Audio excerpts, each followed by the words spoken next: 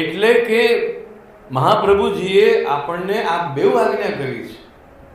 ઠાકોરજીને લાડ લડાવો અને સાથે સાથે ભાગવતજી, સુબોધનીજી, ષોડશ ગ્રંથ આદિ ગ્રંથોનો વ્યાસંગ પણ ગ્રંથોનો અથવા જ્યાં જ્યાં ભગવત વાર્તા થતી હોય, ભગવત કથા થતી હોય ત્યાં જઈને એનો આશ્રય કરો.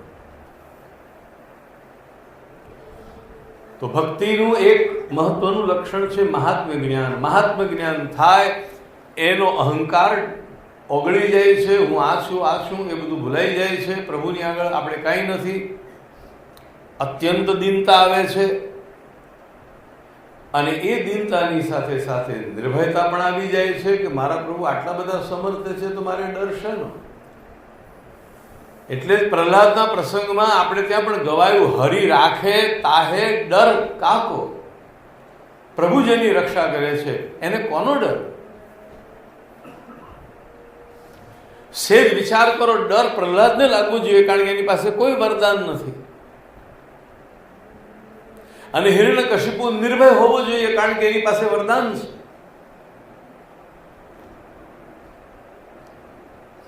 પ્રહલાદની પાસે આવું વરદાન તો ન હતું, પણ પ્રહલાદની પાસે એક બહુ મોટું વરદાન હતું, ગુરુ કૃપાથી પ્રાપ્ત થયેલી ભગવદ ભક્તિ. અને એ ભગવદ ભક્તિના કારણે સામે કાળને જોવા છતાં પ્રહલાદ નિર્ભય છે. તો મહાત્મ્ય જ્ઞાન હોય જેમાં એવો સ્નેહ એટલે ભક્તિ. સુદૃઢ હોય એવો સ્નેહ એટલે ભક્તિ. સર્વથી અધિક સ્નેહ પ્રભુમાં હોય એટલે કે ભક્તિ. આ ભક્તિમાં ભગવાને જે 4 પ્રકારો બતાવ્યા, પહેલો પ્રકાર છે આર્ત ભક્ત. એટલે ભગવાનનું સ્મરણ તો કરે પરંતુ ભગવાનનું સ્મરણ આપત્તિના સમયે કરે. કબીરના શબ્દમાં કહું તો દુઃખ મેં સુમિરન સબ કરે, સુખ મેં કરે ન કોઈ. હવે એનો અર્થ એવો તો નથી કે આપત્તિમાં ભગવાન યાદ ન કરાય. ભગવાનનું સ્મરણ તો નિરંતર થવું જોઈએ, સુખમાં કે દુઃખમાં. વાસ્તવમાં ભગવાનનું સ્મરણ બહારની ઘટનાઓથી પ્રભાવિત ન હોવું જોઈએ. સુખી હો તો યાદ કરો કે દુઃખી હો તો યાદ કરો નહીં. ભગવાનનું સ્મરણ તો વૈષ્ણવને માટે શ્વાસોશ્વાસ જેવું સહજ થઈ જાય. સતત અનુસંધાન રહ્યા જ કરે. પરંતુ એ ભૂમિકાએ પહોંચતા પહેલા ઘણીવાર એવું પણ બને છે કે કોઈ આપત્તિ આવી પડે. ઘણીવાર લોકો પૂછે છે, આપણે દુઃખ પડે તો ભગવાનને યાદ કરીએ કે ન કરીએ? હા, તમને એમ લાગે કે મારી પાસે કોઈ આધાર નથી, કોઈ આશ્રય નથી, અથવા તમને એમ લાગે કે તમારી ધીરજનો અંત આવી રહ્યો છે, તો જરૂર ભગવાનનું સ્મરણ કરો. કારણ કે વિપત્તિમાં પણ ભગવાનનું સ્મરણ કરનારો માનવી વિશ્વાસ છે માટે સ્મરણ કરે છે ને. સ્વાર્થ છે એ તો કબૂલ. અમે 2 ભક્તો સ્વાર્થી બતાવ્યા અને 2 નિસ્વાર્થી બતાવ્યા. આર્થ અને અર્થાર્થી એ 2 ભક્તો સ્વાર્થી છે. આર્થ એટલે જેને દુઃખમાંથી છૂટવું છે અને અર્થાર્થી એટલે જેને સુખ જોઈએ છે. આ બંને સ્વાર્થી ભક્તો છે. એક મંદિરે એટલા માટે જાય છે રોજ કે ભગવાન મને દુઃખમાંથી છોડાવો, બીમારીમાંથી, ગરીબીમાંથી, મારું જે કંઈ દુઃખ છે એમાંથી ભગવાન મને મુક્ત કરે. તો એ ભક્તિમાં સ્વાર્થ તો છે જ કે પ્રભુ મને મારા દુઃખમાંથી ઉગારો. અને અર્થાર્થી જેને કંઈક જોઈએ છે, કોઈને પુત્ર, કોઈને ધન, કોઈને રાજ્ય, કોઈને આ, કોઈને તે. લોકો ચિત્ર વિચિત્ર માંગણી લઈને ભગવાન પાસે જતા હોય છે. સારું છે કે આપણી આજુબાજુવાળા માણસો ભગવાનને શું કહે છે તે આપણને સંભળાતું નથી.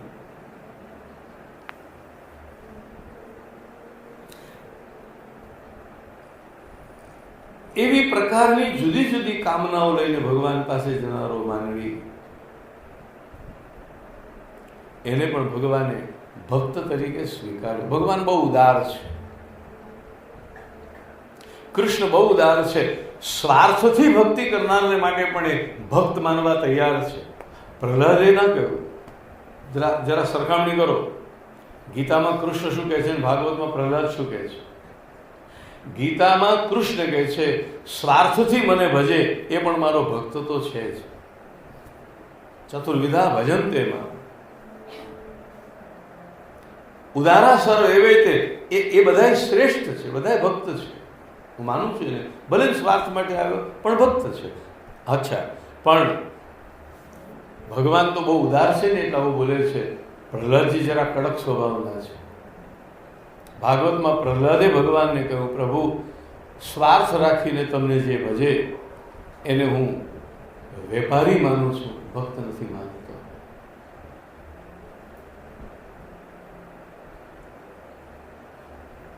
પ્રહલાદજીએ શબ્દ વાપર્યો છે વણિક. જે ભગવાન સાથે વાણિજ્ય કરે છે, વ્યાપાર કરે છે.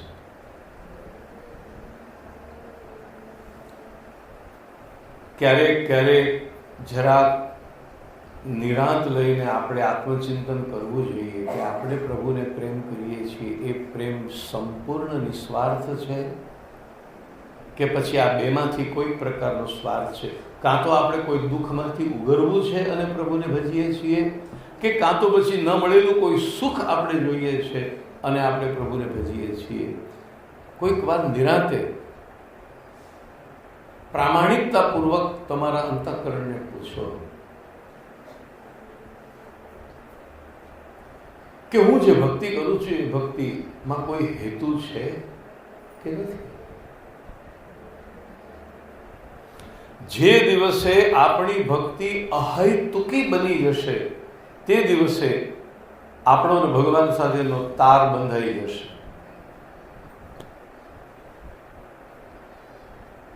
જેમ હું ફોન કરું પણ સામે માણસ ઉપાડે નહીં ત્યાં સુધી તો વાત ન થાય ને. લાઈન જોડાઈ ક્યારે કહેવાય? કે હું અહીંથી ફોન લગાડું અને સામી વ્યક્તિ ઉપાડે.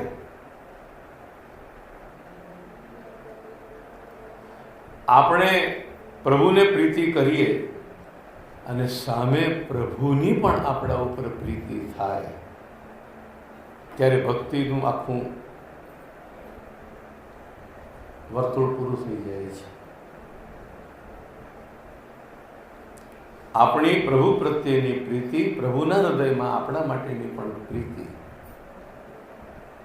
પણ એ ત્યારે થશે કે જ્યારે આપણી પ્રીતિ, આપણો સ્નેહ, આપણી ભક્તિ અહૈતુકી હોય, એની પાછળ કોઈ હેતુ ન હોય. કેવા કેવા હેતુ ન હોવા જોઈએ એની ચર્ચા વૃત્રાસુર ચતુષ્ટોકીમાં છે. વૃત્રાસુરે કહ્યું, મારે આ 6 પ્રકારના હેતુથી મુક્ત તમારી ભક્તિ કરવી છે. મારી સામે તમારા સિવાય પ્રભુ કાંઈ પણ આવે તો મને નહીં ખપે. આ અહૈતુકી ભક્તિ દરેક વૈષ્ણવના હૃદયમાં જાગવી જોઈએ. વૃત્રાસુર 6 વસ્તુનો ઇનકાર કરે છે. 3 લૌકિકી અને 3 વૈદિકી, 3 લૌકિકી, 3 પારલૌકિકી, 6 વસ્તુનો ઇનકાર. નનાકપૃષ્ટમ ન ચ પારમેષ્ટ્યમ ન સાર્વભૌમં ન રસાધિપત્યમ ન યોગ સિદ્ધિરપુનર્ભવં વા સમંજસત્વા વિરહૈયકાંક્ષે.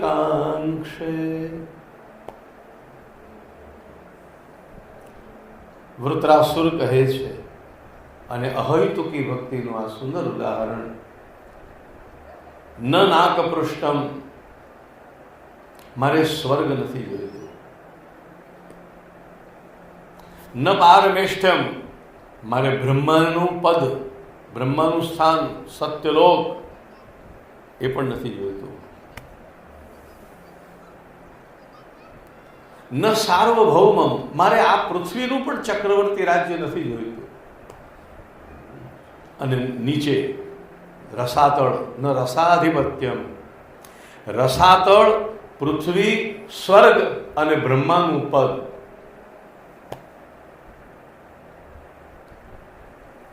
આમાંનું મારે કાંઈ નથી જોયું.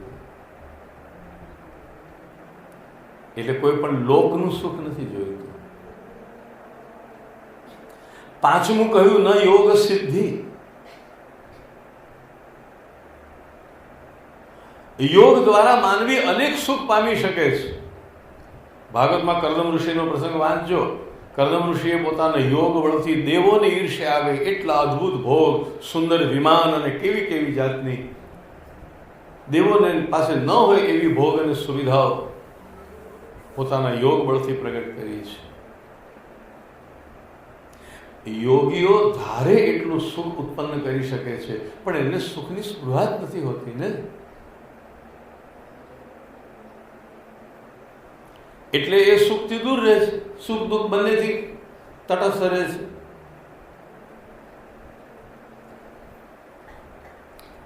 વૃત્રાસુર કહે છે મારે યોગ સિદ્ધિઓ પણ નથી જોઈતી. આ પાંચ તો બધા ના પાડે. વૈરાગી હોય, જે સંપૂર્ણ વિરક્ત હોય, એ આ પાંચેનો ઇનકાર કરવા તૈયાર થશે, બરોબર છે. પણ છઠ્ઠી વસ્તુનો ઇનકાર કોઈ વૈરાગી પણ નહીં કરે, અને છઠ્ઠી વસ્તુ છે મોક્ષ.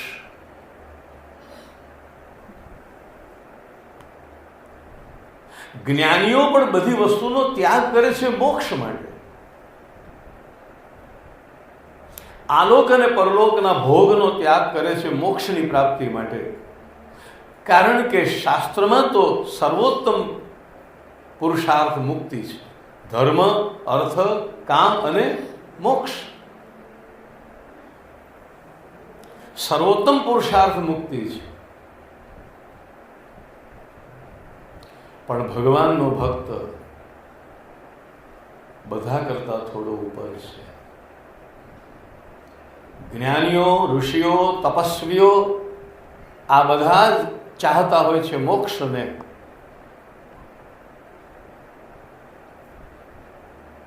વેદાંતિઓનું પણ અંતિમ લક્ષ્ય મોક્ષ છે. ભક્ત એના કરતા થોડોક ઉપર જાય છે. એટલા જ માટે મેં તમને પહેલા કહ્યું હતું, અત્યારે યાદ અપાવું કે ભાગવતનું સમાપન મુક્તિમાં નથી. ભાગવતનો 11મો સ્કંદ છે મુક્તિ લીલા, પણ ભાગવત ત્યાં મુક્તિ અટકી જતું નથી. મુક્તિ એટલે શ્રીનાથજીનું મુખ. હવે સૌથી ઉપર મુખ છે કે પછી ડાબો હાથ છે? શ્રીનાથજી બાબાને તો ઉપર વામ હસ્ત છે ને, એ છે આશ્રય. ભક્તનું અંતિમ લક્ષ્ય અથવા ભક્તની ચરમ સ્થિતિ મુક્તિમાં નથી, ભગવદ આશ્રયમાં છે. એ વાત વૃત્રાસુરના આ શ્લોકમાં ફલિત થાય છે. એને 5 વસ્તુની તો ના પાડી દીધી કે આ તો મારે ન જોઈએ, પણ છઠ્ઠો એને મોક્ષ પણ ન જોઈએ. અપુનર્ભવમ વા, ના મારે મોક્ષ પણ ન જોઈએ. સમંજસત્વા વિરહૈ કાંક્ષે, તમને છોડીને મારે કશું ન જોઈએ. આ અહૈતુકી ભક્તિ છે.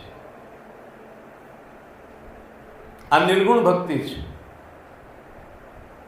અને એ ભક્તિ જે દિવસે આવી, વૈષ્ણવ ફરીથી કહું છું, જે દિવસે આપણી ભગવત ભક્તિમાં જરા પણ હેતુ નહીં રહે. અત્યારે 2 હેતુ છે. કાં તો કેટલાક દુઃખમાંથી આપણે મુક્ત થવું છે, કાં તો કેટલાક સુખો જે આપણને મળ્યા નથી તે જોઈએ છે. દુઃખ મુક્તિ અને સુખ પ્રાપ્તિ, આ 2 પુરુષાર્થો, આ 2 અપેક્ષાઓ, આ 2 હેતુ ન રહે અને જો પ્રભુમાં પ્રીતિ રહે તો એ પ્રીતિ સહજ પ્રીતિ છે. પૂછો અંદર કે કોઈ દુઃખથી બચવા માટે કે કોઈ દુઃખમાંથી મુક્ત થવા માટે હું પ્રભુને ભજું છું? રોજ મંદિરે જાઉં છું, રોજ દર્શન કરું છું, માળા ફેરવું છું, પાઠ કરું છું, પૂજા કરું છું, સેવા કરું છું, સ્મરણ કરું છું, ભક્તિ કરું છું, કલાકો સુધી ભગવાનનું નામ લઉં છું. સારી વાત, પણ આ બધું હું કેમ કરું છું, કયા હેતુથી કરું છું એ પૂછો. અગર હેતુ છે તો ઘણું કરેલું છે એનું ફળ થોડું મળે છે, અને અગર હેતુ નથી તો થોડું કર્યું છે એનું ફળ ઘણું મળે છે.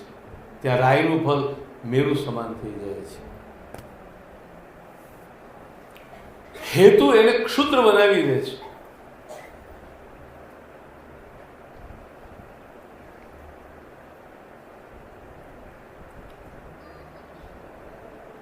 હેતુનો અર્થ છે સકામ ભક્તિ.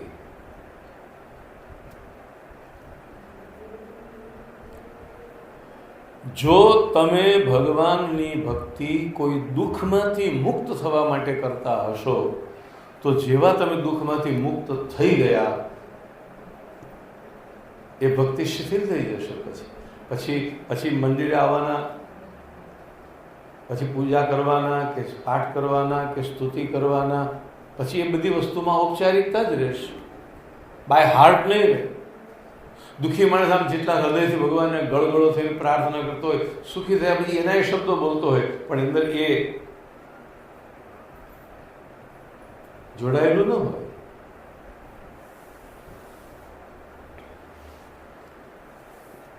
એવું જ સુખનું છે કે જે કોઈ, માનો કે સુખને પ્રાપ્ત કરવા માટે હું ભગવાનની ભક્તિ કરતો હોઉં. રામાયણમાં બહુ સુંદર ઉદાહરણ છે સુગ્રીવનું. સુગ્રીવમાં આ બંને વસ્તુ છે, એ આર્ત પણ છે અને અર્થાર્થી પણ છે. આર્ત એટલા માટે છે કે એને વાલીનો ત્રાસ છે, વાલી એને મારવા પ્રયાસ કરી રહ્યો છે, પોતાનો ભાઈ એને મારવા તૈયાર પ્રયત્ન, એટલે વાલીના દુઃખથી એ દુઃખી છે. અને અર્થાર્થી એને પણ રાજગાદી મળે. તો રામાયણમાં કથા છે કે ભગવાન રામે વાલીને માર્યો અને સુગ્રીવને કિષ્કિંધાનું રાજ્ય આપી દીધું. રાજગાદી મળ્યા પછી સુગ્રીવનો ધર્મ હતો કે ભગવાને આમ એવી કોઈ શરતો નક્કી નથી થઈ કે તમે આટલું કરો તો હું આમ કરું, તમે આટલું કરો તો આમ કરું. એ તો મૈત્રી હતી. ભગવાને સુગ્રીવને મિત્ર કહ્યો છે.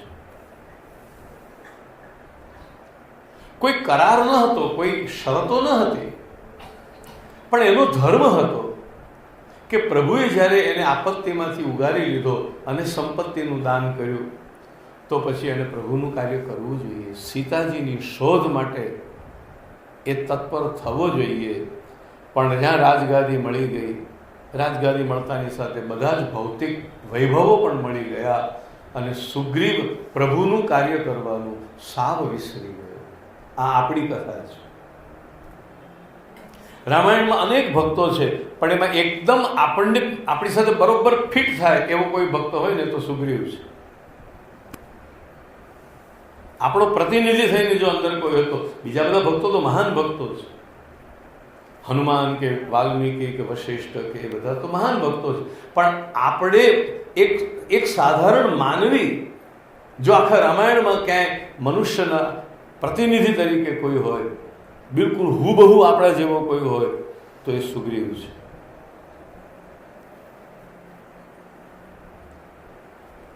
કે ભગવાન જ્યારે એનું કાર્ય કરી દે છે તો પછી એ ભગવાનને ભૂલી જાય છે. એ ભક્તિ એક ધારી નહીં રહે.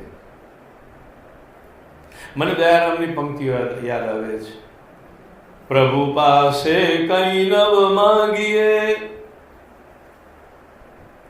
માંગે પસ્તાવો થાય. પ્રભુ પાસે કઈ નવ માંગીએ, માંગે પસ્તાવો થાય. ઉદાસી આવે નાથને, જે વખતે આપણે માંગણી કરીએ છીએ, હાથ લાંબો કરીએ છીએ કંઈક ફળ માંગવાની માટે, તો પ્રભુ ઉદાસ થાય છે.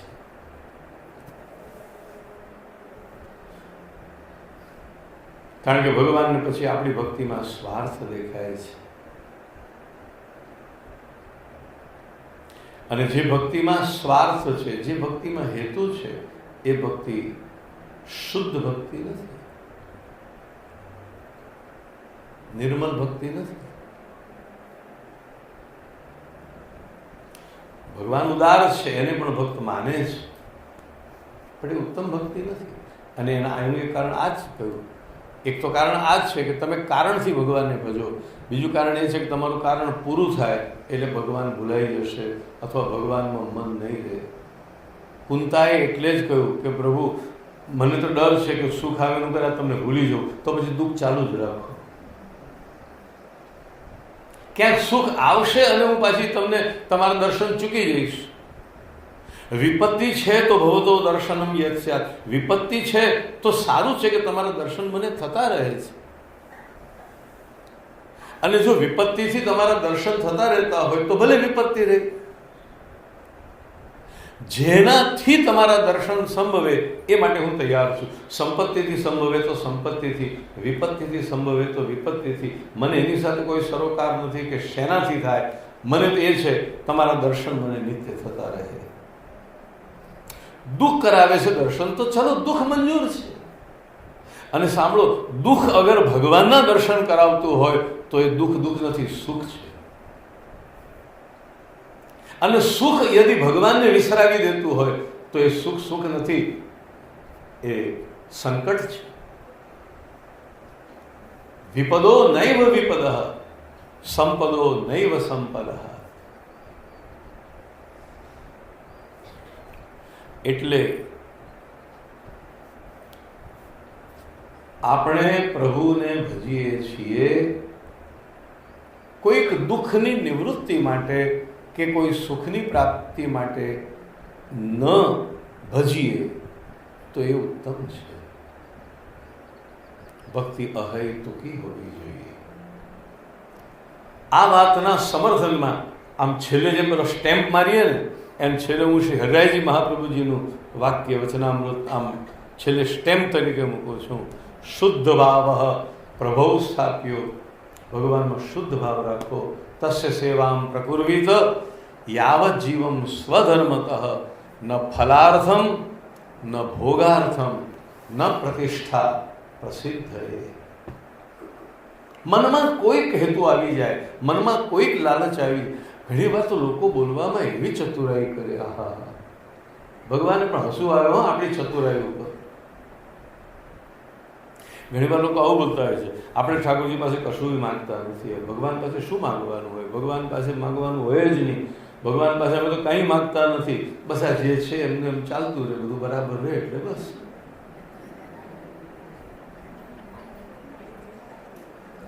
ભગવાન પાસે કશું માંગતા નથી આવું કીધા પછી ડર લાગે કે કદાચ ભગવાન આ વાત પકડી લેશે તો.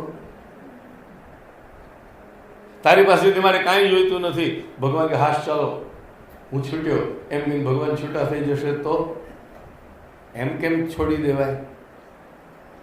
એટલે કશું નથી જોઈતું એવું કીધા પછી પણ પાછું કંઈક માંગ્યા વગર આપણાથી રહેવાતું નથી.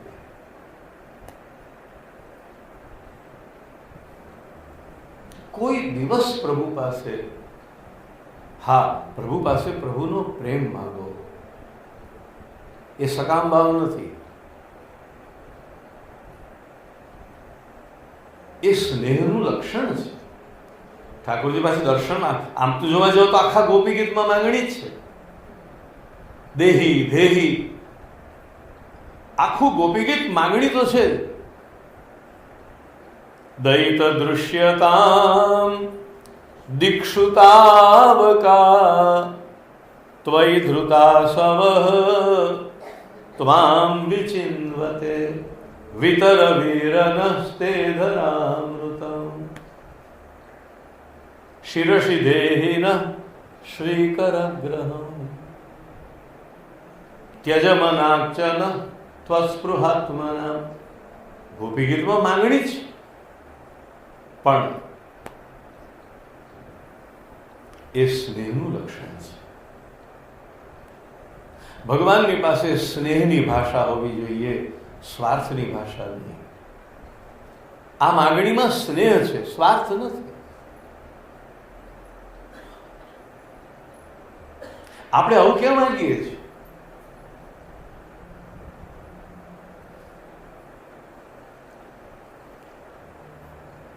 આપણી માંગણીઓ લૌકિક છે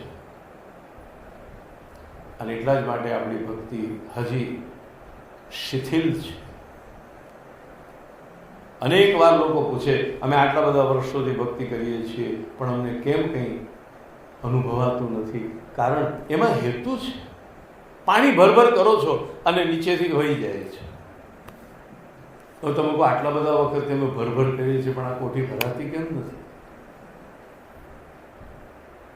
એ કોઠી એટલા માટે ભરાતી નથી કે પાછું વહી જાય છે. સ્નેહ આવે છે અને સ્વાર્થમાં વહી જાય છે. અને જો એમાં સ્વાર્થ હશે તો સ્નેહમાં થયેલી સ્નેહ ચેષ્ટાઓ પણ આખરે કર્મકાંડ અથવા ક્રિયા જ બની રહેશે.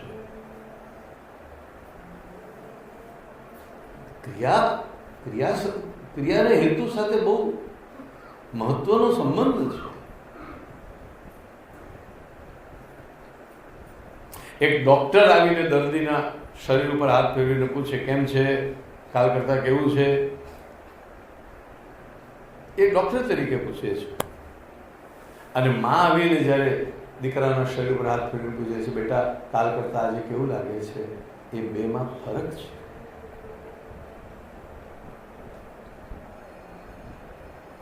એક પગાર લેનારી કોઈ કામવાળી વ્યક્તિ આવીને અહીંયા સફાઈ કરે અને એક વૈષ્ણવને મન થાય કે લાવો અહીંયા હું બુહારી કરી દઉં, એ બંનેની ક્રિયા એક સરખી જ છે. હાથમાં બુહારી લે છે, સાવરણી લે છે અને કરે છે, પણ એ બંને વચ્ચેનો ભાવમાં બહુ મોટો ભેદ છે. એક જ ક્રિયામાં કાં તો સ્વાર્થ પણ હોઈ શકે, કાં તો સ્નેહ પણ હોઈ શકે. પણ સ્વાર્થ છે તો એક ક્રિયા છે, તો એક કર્મ છે, માત્ર કર્મયોગ છે, પ્રેમયોગ નથી. રસોઈઓ પણ કરે અને રસોઈ માં પણ એના દીકરા માટે બનાવે. હમણાં સાંજે નિશાળેથી આવશે, ભૂખ્યો હશે, આવતાની સાથે કહેશે, મમ્મી મને ભૂખ લાગી છે, લાવ એને જે ભાવે તે બધું બનાવી દો. ક્રિયા રસોઈઓ કરે અને માં કરે, ક્રિયા તો સરખી જ છે, મટીરિયલ સરખું છે. ઘઉં, ચોખા, મીઠું,